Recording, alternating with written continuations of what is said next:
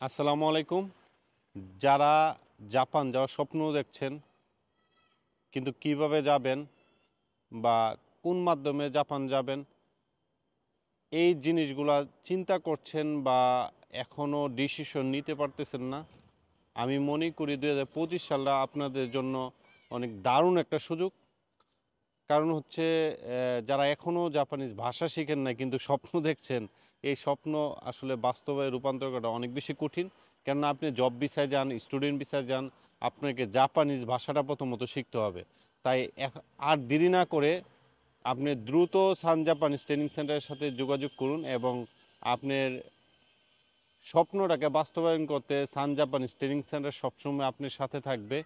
তো সেই স্বপ্নকে আপনি যদি বাস্তবায়ন করতে চান তাহলে অবশ্যই আপনাকে জাপানিজ ভাষা শিখতে হবে।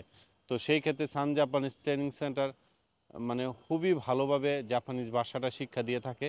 তো সেই ধারাবাহিকতা সান জাপানিজ ট্রেনিং সেন্টার সামনে পরবর্তীতে আমাদের জাপানিজ ভাষা নতুন ব্যাচে ভর্তি চলছে। যারা এখনও জাপানিজ ভাষা কোর্সে ভর্তি হন নাই তাদের জন্য আমি মনে করি এটা দারুণ একটা সুযোগ। কারণ হচ্ছে 2025 সালে যারা যাবেন তাদের জন্য আমি মনে করি এই সুযোগটা হাতছাড়া করা ঠিক হবে না।